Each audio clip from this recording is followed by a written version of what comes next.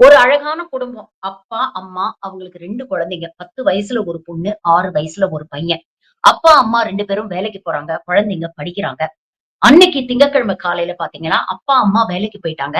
பையனுக்கு ஸ்கூல் இருக்குன்னு அந்த ஸ்கூல்ல விட்டுட்டாங்க. பொண்ணுக்கு அன்னைக்கு லீவு அப்படிங்கிறதுனால, அந்த பெண் தனியாக வீட்டில் இருந்திருக்கிறார். மத்தியானம் ஒரு 12:30 மணி போல பையனுடைய லஞ்ச் பாக்ஸ கலெக்ட் பண்ணிக்கணும் அப்படின்னு அப்பா வீட்டுக்கு வராரு. வீடு வெளிப்பக்கத்துல இருந்து தாள் போட்டிருக்கு. என்னடா வீடு தாழ் போட்டிருக்கே அப்படின்னு வீட்ட தொறந்து உள்ள போனவருக்கு ஒரு பெரிய அதிர்ச்சி காத்துட்டு இருந்தது. அந்த தகப்பனுடைய நிலைமைய நினைச்சா, அவர் பார்த்த அந்த காட்சி எப்படி அவர் லைஃப் லாங் அவர ஹாண்ட் பண்ணும் அப்படின்னு நினைக்கும்போது உண்மையிலேயே ரொம்ப கஷ்டமா இருக்குங்க. தன்னுடைய 10 வயது மகள் அங்க பெட்ரூம்ல கட்டில்ல இறந்து கிடக்குறாங்க. உடம்பு ஃபுல்லா கத்தி குத்து காயங்கள். கழுத்த மொத்தமா அறுத்து போட்டிருக்காங்க. அந்த காட்சிய பார்த்து நிலகுலஞ்சு போன அந்த அப்பா, உடனே போலீஸ்க்கு ஃபோன் பண்றாரு. போலீஸ் வராங்க. கம்ப்ளீட்டா தரோவா இன்வெஸ்டிகேட் பண்றாங்க. ஆனா, அவங்களுக்கு எந்த ஒரு தடயமும் கிடைக்கல.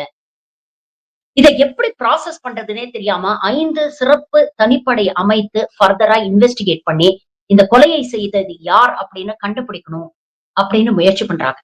ஆனா போலீஸ்க்கு எந்த ஒரு தடயமும், எந்த ஒரு லீடும் கிடைக்க மாட்டேங்குது. கிட்டத்தட்ட 1 வாரம் என்ன பண்றது அப்படின்னு தெரியாம, இதுல யாரு குற்றவாளி அப்படிங்கிறது தெரியாமலே போயிடுமோ, இது ஒரு கோல்ட் கேஸா மாறிடுமோ அப்படின்னு போலீஸ் அச்சத்துல இருக்கும் பொழுது, ஃபைனலா அவங்களுக்கு ஒரு பிரேக் த்ரூ கிடைக்குது. அதாவது அதே பில்டிங்கை சேர்ந்த ஐடில வொர்க் பண்ணக்கூடிய ஊழியர் ஒருவர். அவர் வொர்க் ஃப்ரம் ஹோம்ல இருக்கிறார் போல இருக்கு.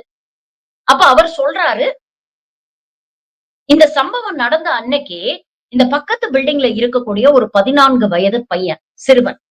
அவன நான் இந்த சுத்து வட்டாரத்துல பார்த்தேன்.